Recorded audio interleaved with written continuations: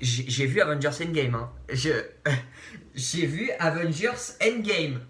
Allô. Donc bonjour tout le monde, j'espère que vous allez bien. Aujourd'hui on se retrouve pour une vidéo ultra importante. C'est bien évidemment ma vidéo critique sur le film Avengers Endgame. Voilà, un film tout attendu hein, par tous les fans du MCU. Même par les gens qui sont pas fans du MCU. En fait il est attendu par tout le monde. Voilà, c'est un film que j'attends depuis 10 ans en fait, parce que c'est 10 ans de travail, c'est une conclusion de 10 ans de travail effectivement, donc ça fait 10 ans que j'attends ce film, et ça fait vraiment un an que je suis hypé par la suite de ce qui s'est passé avec Infinity War, et on l'a enfin sous nos yeux, et c'est quelque chose d'exceptionnel tout simplement. Moi je ne suis pas allé à la séance de minuit 1 etc machin, je suis allé à la séance de 10h30 le jour de sa sortie. Voilà, donc c'était plutôt cool. Une vidéo critique qui va être il y aura beaucoup de matière. Hein, il y aura beaucoup de matière. Il y aura une première partie, bien sûr, comme d'habitude, sans spoiler, et une partie spoiler. J'ai pris une bouteille d'eau parce que ça va en chier. Hein. C'est parti mon kiki pour la partie sans spoiler du film Avengers Endgame, le film le plus attendu de tous les temps. Alors tout d'abord pour cette partie sans spoiler, voilà, je voulais vous dire que le film, je l'ai adoré en tant que fan du MCU. Je pense qu'on a tous adoré le film, même en premier, parce que je l'ai vu une fois, mais je veux dire, voilà, j'ai adoré ce film, exceptionnel, vraiment ça reprend plein avec comme on savait qu'il y avait le voyage dans le temps, ça reprend plein d'aspects des films du MCU, vraiment c'est un voyage à travers le MCU tout simplement, et vraiment j'ai surkiffé le film. Voilà, il y a très peu de gens qui vont me dire qu'ils n'ont pas aimé du tout le film, vraiment le film, moi j'ai adoré, j'ai pas vu le temps passer, donc en général c'est bon signe quand tu vois pas le temps passer. Voilà, vraiment exceptionnel. En termes de personnages etc, les personnages c'est assez différent. Voilà, j'ai trouvé ça impressionnant, enfin assez bien d'avoir fait ça de la part des frères Russo. Les personnages ont des formes différentes que Infinity War, la plupart hein, bien sûr, je vous ne dirai pas lesquels, mais ils ont une forme différente que Infinity War, on les voit sous un autre aspect, et c'est intéressant de découvrir ces personnages là sous un autre aspect que la forme qu'on les connaît quoi tout simplement. Voilà, donc ça c'est un point positif aussi. Les effets visuels bien sûr impressionnant. Je crois que Avengers Endgame est le deuxième film du MCU à être tourné totalement avec des caméras en IMAX. Voilà, donc vraiment visuellement c'était beau, il n'y avait pas de souci à se faire dessus. Le scénario que je pourrais dire comme un petit défaut, un scénario un petit peu bancal, mais voilà, on a l'habitude, moi en tout cas j'ai l'habitude avec les frères Russo, je l'avais déjà dit dans ma critique dans Avengers Infinity War que le scénario, il était un peu bancal. Voilà, certes il tient la route, mais voilà, c'est pas le scénario de l'année, c'est un scénario très bancal, moyen, mais quand t'es fan du MCU, tu fais pas gaffe au scénario, tu kiffes tes 2h45 de film, donc voilà, le scénario un petit peu bancal, mais ça va quand même, donc voilà, le scénario qui passe tout simplement. Voilà, les frères Russo sont pas très bons en termes de scénario, mais ça allait. Voilà, on n'a pas fait gaffe. Voilà, ce qui est bien aussi, c'est que le film a beaucoup de retournements de situation. Voilà, je vous dirai pas quoi, je vous le dirai dans la partie spoiler, mais il y a beaucoup de retournements de situation. Vraiment, il y a des choses que personne n'aurait imaginé voir. Il y a des théories, franchement. Il y a des trucs que personne n'a trouvé en théorie. Franchement, c'est ça qui est impressionnant, les frères Russo. C'est leur point positif. Ils ont un petit point négatif. Moi, je pense c'est le scénario. Qu'ils ont du mal à chaque fois à faire un bon scénario concret qui tient la route. Mais par contre, ils ont un point positif. C'est la communication, le marketing. Bon, ça, il n'y a aucun problème. Et c'est surtout qu'ils savent bien cacher leurs secrets dans les bandes annonces, ou qui nous emmènent sur de fausses pistes, par exemple. Ça, ils sont bons pour faire ça. Nous emmener sur de fausses pistes. Donc, nous, on théorise sur des fausses pistes. Et en fait, c'est complètement différent, ça n'a rien à voir du tout, et ça ils sont très bons, et encore une fois moi j'ai été surpris, encore une fois il y a eu des choses très surprenantes qu'on ne s'attendait pas du tout, et qu'on n'aurait jamais pu penser dans les bandes annonces, voilà, de Avengers Endgame. Donc oui, la question que beaucoup de gens me posaient, est-ce que tu as préféré le film Avengers Endgame au film Avengers Infinity War? Je peux pas répondre à cette question encore, parce que j'ai pas encore pris énormément de recul sur le film, je l'ai vu qu'une fois. Voilà, je voulais en faire ma critique à chaud de le premier visionnage. J'irai le revoir plutôt dans la semaine prochaine. Voilà, pour vous dire vraiment lequel j'ai préféré. Ces deux films, certes, ils ont une suite logique, mais ces deux films complètement différents qui sont pris d'une manière différente. Voilà, Infinity War, vraiment, c'était une manière où vraiment il y a eu beaucoup de fights. Là, c'est une manière vraiment complètement différente où là, on se concentre vraiment sur les Avengers de base. Voilà, vraiment, on focus sur eux. Infinity War, on se concentrait plus sur vraiment tous les Avengers. On filmait à droite à gauche. Là, c'est vraiment concentré sur les Avengers de base. Voilà, c'est la conclusion de 10 ans de travail. Voilà, c'est normal qu'on se concentre sur les originales, quoi. Les Iron Man, les Captain, les Ronin, les Natasha. Bon, bref, tout le bordel, quoi, vous m'avez compris. Donc, vraiment. Voilà, là aussi, c'est deux films complètement différents. Bon, certes, ils ont une suite, mais c'est deux films complètement différents et je pourrais pas vous dire encore tout de suite quel est le film que j'ai préféré. Voilà, tout simplement. Donc oui, voilà, la partie sans spoiler va aller très vite. Voilà, pour conclure, le scénario, un petit défaut, le petit défaut que je pourrais ajouter sur cette partie sans spoiler. Après, il n'y a que des qualités, que ce soit l'effet visuel, que ce soit les personnages qui sont abordés différemment, que ce soit tout simplement les retournements de situation, voilà, que ce soit le Avengers Endgame, voilà, c'est le point fort. Et puis voilà, merde, on retrouve nos super-héros, on peut pas... voilà, pour les fans du MCU, le film a été... voilà, moi j'ai adoré tout simplement, j'ai passé un très bon moment, j'ai pas vu le temps passer. Voilà, donc vraiment, c'est pour les fans du MCU, c'est un film qui va marquer tout le monde, parce que c'est la fin, comme je vous ai dit, enfin pas d'une phase, mais c'est la fin de quelque chose, de la première génération des super-héros. Voilà, c'est la fin de quelque chose.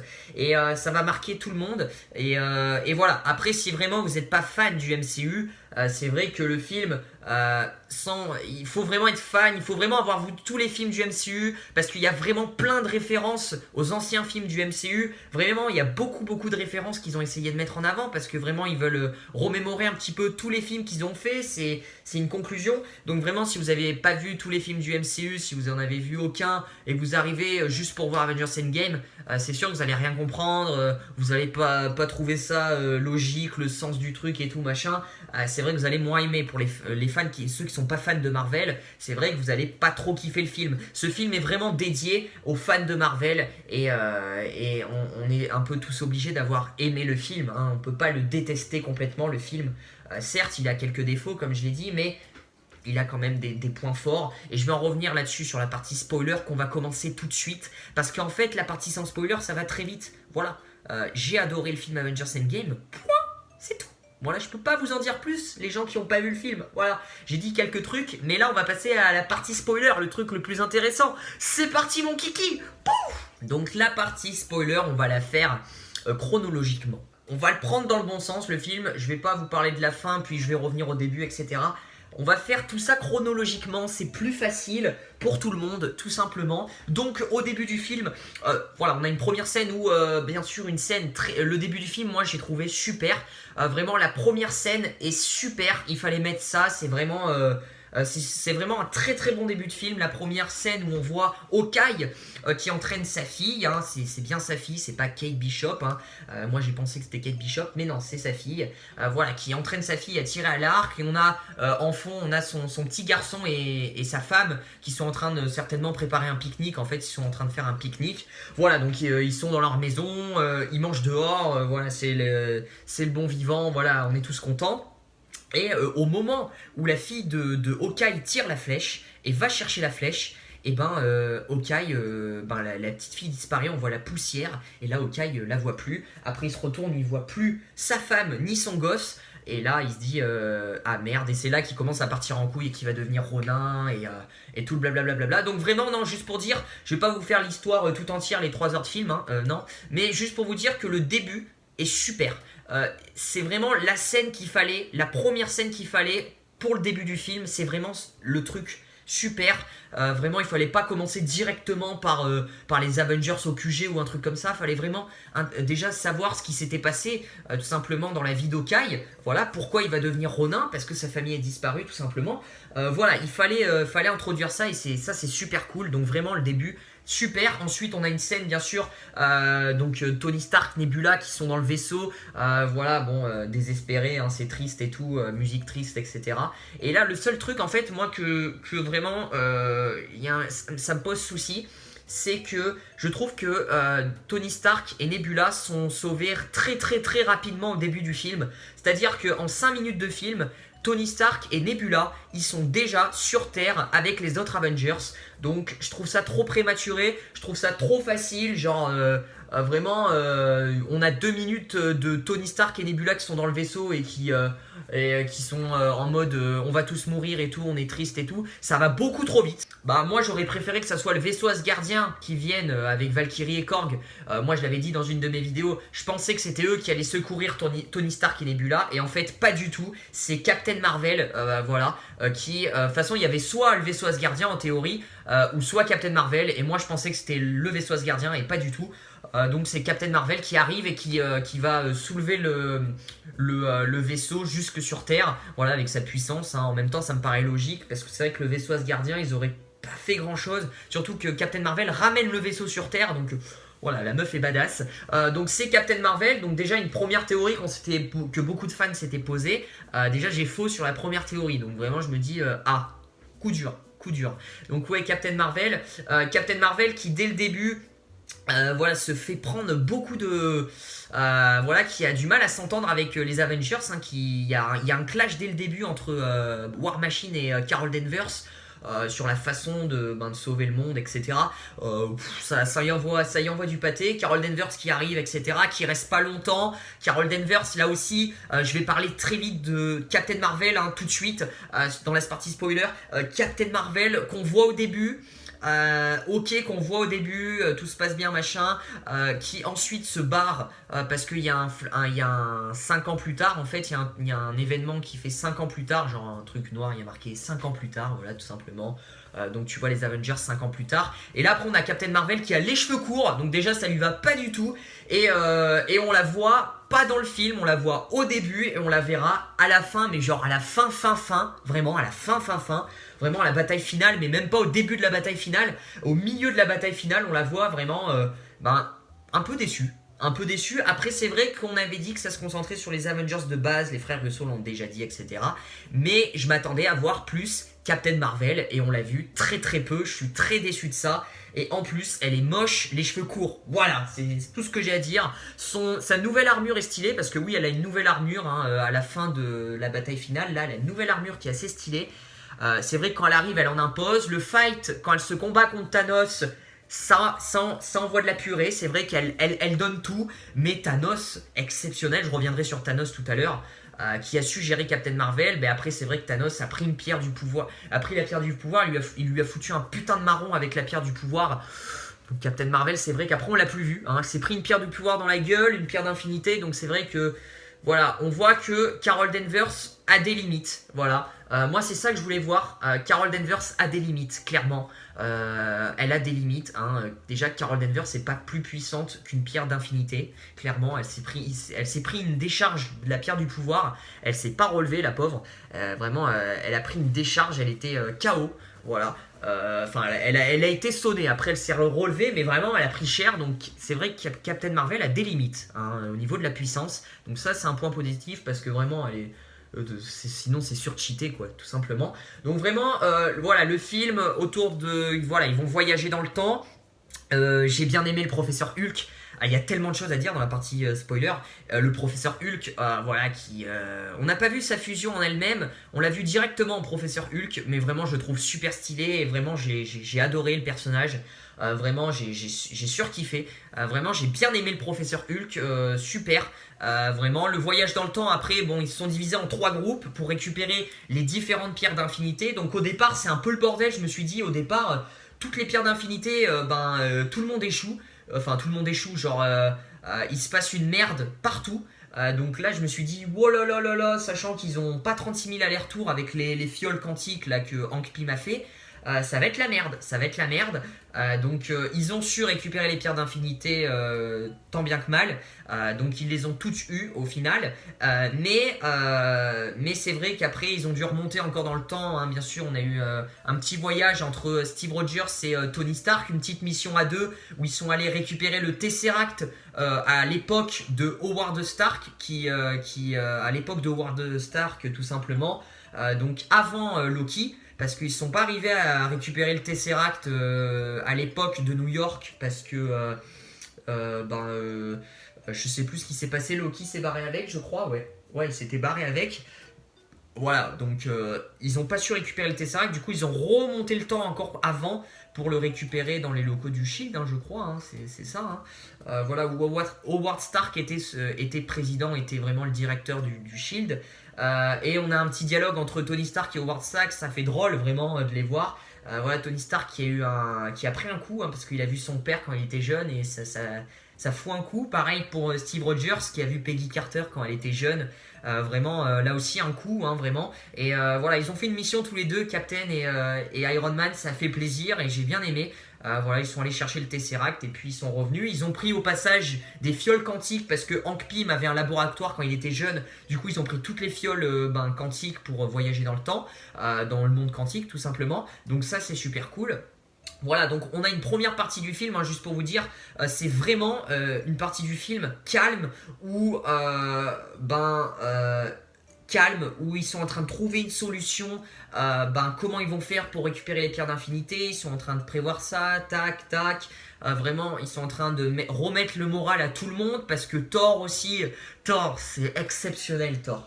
Ils l'ont... Oh là là, Thor c'est exceptionnel parce que Thor, à la fin d'Infinity War, il a perdu son frère, sa mère, son père. Et là on le voit sur un petit village qui s'appelle Asgard, qui est au Danemark je crois. Et on le voit dans une baraque, il est gros, il boit des bières, vraiment il fait plus rien de sa vie quoi. Il est désespéré, il veut passer à autre chose, vraiment Thor, vraiment, il s'est mis dans le mal tout seul, il est gros, il était vraiment pas bien. Et il était avec Korg, voilà, il jouait à la PS4. Cette scène est énorme quand le professeur Hulk et Rocket vont chercher Thor pour le remettre à la raison, pour dire non mais il y a toujours de l'espoir, on peut y arriver, on peut récupérer les pierres, on peut sauver l'humanité. Thor vraiment était désespéré lui, vraiment il jouait à la play, c'est des scènes vraiment marrantes, vraiment il y a beaucoup d'humour dans le film et franchement c'est super, je me suis vraiment bien marré, c'était super marrant. Vraiment, au départ, bon, Thanos se fait couper la tête très rapidement parce que ils sont allés tuer Thanos. Thor lui a coupé la tête vraiment genre direct. Mais après, en remontant dans le temps, on va avoir le Thanos avant qu'il ait récupéré les pierres d'infinité, qui va apprendre que les Avengers voyagent dans le temps. Et donc, Thanos, grâce à Nebula qui va s'infiltrer dans le QG des Avengers, parce que ça va être l'ancienne Nebula du passé qui va s'infiltrer dans le QG des Avengers pour faire apparaître le vaisseau de Thanos dans la réalité du présent, où sont les Avengers dans le QG. Et après à la fin on va avoir une énorme bataille dans le QG des Avengers qui est complètement détruit, hein. Thanos est vraiment vénère, a tout détruit, et on a l'Ordre Noir qui revient, et on a bien sûr tous les Avengers, tous les héros qui ont disparu par le claquement de doigts de Thanos, qui sont de retour, voilà. Mais aussi on va parler des morts, voilà, des morts. Natasha Romanoff qui a perdu la vie pour se sacrifier pour la pierre de l'âme, parce que il y a eu un combat entre Ronin et Natasha pour savoir qui allait sauver l'autre, tout simplement parce que quelqu'un devait se sacrifier, bien sûr, sur Vormir pour avoir la pierre de l'âme, il fallait ça.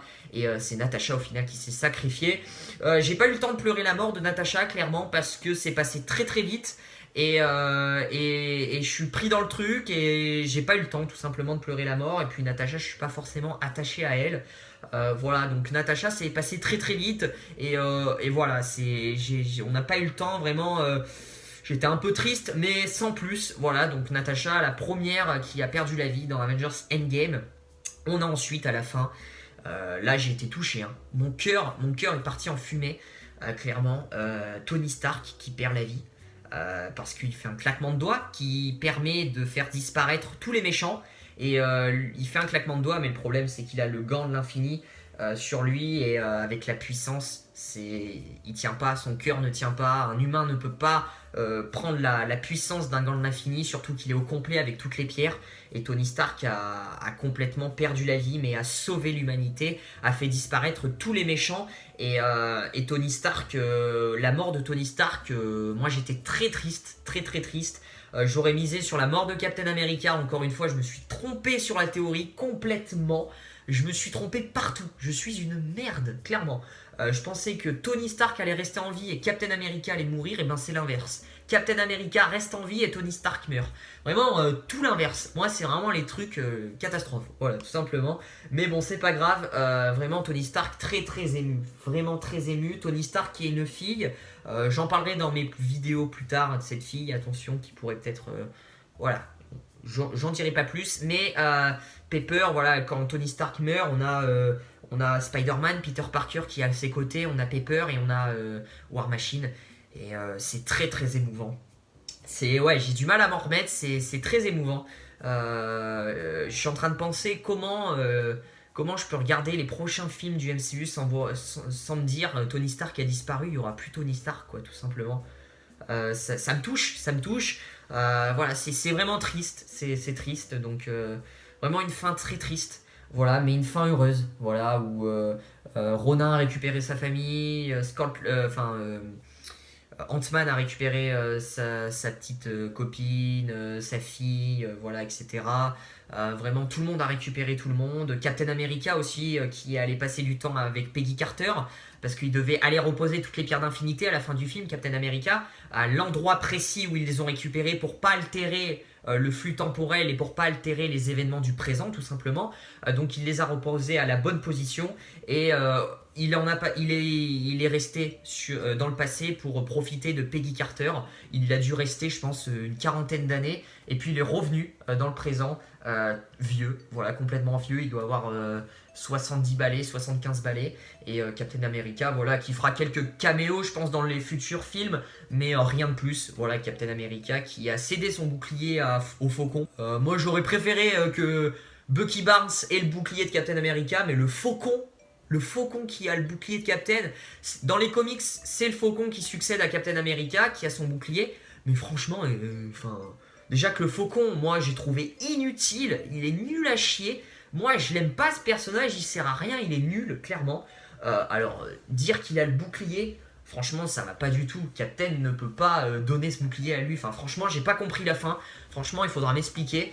C'est certes une référence aux comics, mais voilà, moi j'ai été très déçu. Je voulais revenir aussi à Thanos. Thanos, qui m'a vraiment surpris. Thanos, encore une fois, Thanos, je pense qu'on le reverra peut-être plus dans les films du MCU parce qu'il a disparu en cendres. Ça m'étonnerait qu'on le revoie. Il n'est pas mort pour autant, il a juste disparu, Thanos. Alors après, il faut que quelqu'un le fasse revenir à la vie, donc récupère toutes les pierres d'infinité, ça serait un bordel. Mais Thanos n'est pas mort, il a disparu, c'est tout. Voilà. Juste, je veux mettre les faits, c'est tout. Mais c'est vrai que Thanos, vraiment, je suis très surpris de lui. Sans son gant de l'infini, juste avec son épée, il arrive à résister à tous les Avengers. Que ça soit Thor, Iron Man et Captain America en même temps, Thanos résiste. Thanos résiste et vraiment, il est exceptionnel. Vraiment, Thanos, vraiment, il a montré une fin exceptionnelle. Il s'est battu comme un grand méchant. Captain Marvel, il en a fait, je vais pas dire une bouchée, mais il a bien défoncé Captain Marvel. Captain Marvel a pas fait grand chose à part défoncer des vaisseaux, c'est tout ce qu'elle a fait. Contre Thanos, Captain Marvel était pas exceptionnel non plus. Thanos a su résister. Voilà, beaucoup d'Avengers.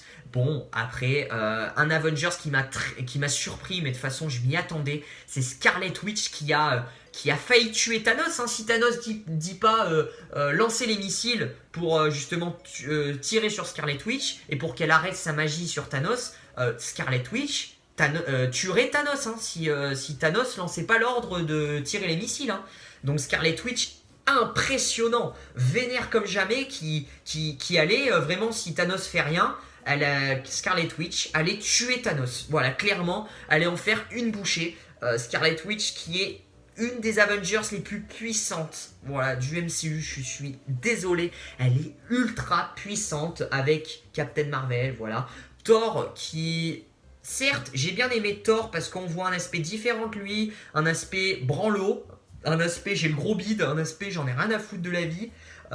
Mais dans les scènes de combat, ben il est moche avec son gros bide là et sa barbe. Certes, il a invoqué les éclairs et tout, il était fort, il a essayé. Mais c'est vrai que s'il avait pas son gros bide, etc., il serait 2 fois plus puissant. Donc c'est vrai que Thor, à moitié content. Thor à moitié content dans Avengers Endgame. Captain America qui a pris le marteau de Mjolnir. On se rappelle d'Avengers l'ère d'Ultron, il l'avait soulevé à peine d'une seconde. Voilà, machin. Mais Captain America a pu prendre le marteau Mjolnir. Voilà, parce que il est destiné. Voilà, il a eu l'accord un petit peu du marteau. Voilà, il a pu le soulever. Voilà, c'est sa destinée. Il a pu le soulever Mjolnir. Voilà, donc c'est assez cool, et Captain America qui combat avec Mjolnir, qui a été plutôt pas mal aussi. Voilà, j'ai cru que Captain America à un moment allait mourir, surtout quand Thanos s'acharne avec l'épée et détruit le bouclier en vibranium, ce qui est quand même impressionnant. J'ai cru que Captain allait mourir, et non, c'est Tony qui va mourir en claquant des doigts. On a le professeur Hulk au départ qui claque des doigts une fois pour faire apparaître les gens qui ont disparu.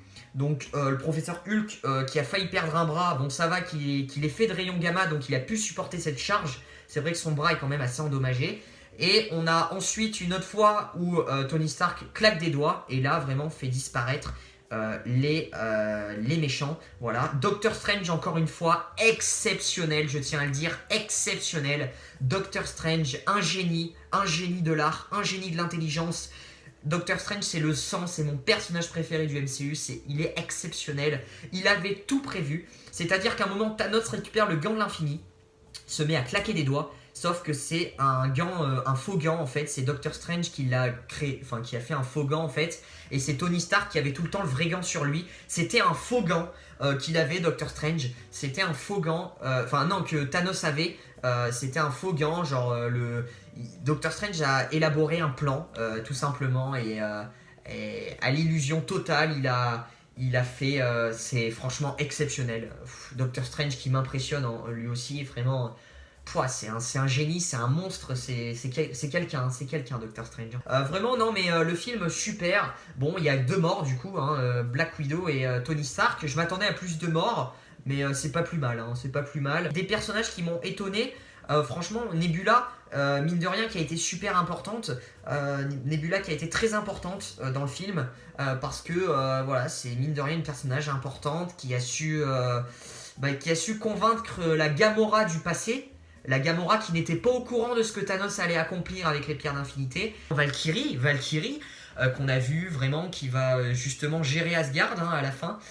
Thor lui confie un petit peu le règne de la moitié des Asgardiens qui sont toujours en vie, qui sont sur Terre. C'est Valkyrie qui va commander tout ça.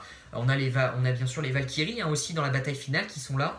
Vraiment la scène qui m'a impressionné, c'est le débarquement quand Thanos arrive avec toute son armée. Certes, c'est impressionnant à la bataille finale. Captain est tout seul et là on a Faucon qui dit ouais Captain, on arrive, etc. et tout. Et là il y a plein de portails qui s'ouvrent, de Doctor Strange bien sûr qui ouvre plein de portails. Et là tout le monde arrive. Donc voilà, une conclusion super, sans scène post-générique.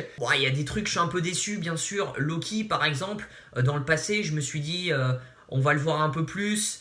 Il a parlé une fois, Loki, c'est tout. Voilà, je me suis dit Loki va parler plus, on va le voir un peu dans des scènes inédites et tout, et pas du tout. Donc Loki, assez déçu. L'humour est présent, il y a des scènes vraiment marrantes. Quand Peter Quill il danse tout seul sur la planète là, dans les Gardiens pour aller chercher la pierre du pouvoir. On a War Machine et Nebula qui sont là, il le voit danser tout seul là, comme un con. Ça c'est hyper marrant aussi. On a Thor qui m'a fait super rire, Rocket qui a emmené un humour de fou. Rocket, mais exceptionnel aussi ce mec, il a été super bon. Vous inquiétez pas, je vais pas arrêter les vidéos sur Avengers Endgame. J'ai à peu près 10 vidéos dans la tête. 10 vidéos dans la tête quand même, c'est déjà pas mal. 10 vidéos dans la tête de Avengers Endgame qui sortiront, je pense, peut-être la semaine prochaine, histoire que tout le monde ait vu le film et qu'on débatte tous ensemble. Je vous laisse la fin de la semaine pour vraiment que tout le monde ait vu le film. Voilà, n'hésitez pas à lâcher un petit pouce bleu, à vous abonner, activer la cloche des notifications pour ne rater aucune de mes vidéos. Vous pouvez partager la vidéo à tous vos potes fans de Marvel, ça me ferait super plaisir, vraiment, partager ma critique à tous vos potes. qui ont vu Endgame ou dit tiens il y a une critique de Louis Ox Movie, voilà tu peux aller la voir etc. C'est cool machin, ça me ferait super plaisir comme ça tout le monde on échangerait tous ensemble, voilà, plusieurs avis, ça serait super cool. Je vous dis à très vite pour de prochaines vidéos, je vous fais plein de bisous et vive Marvel tout simplement.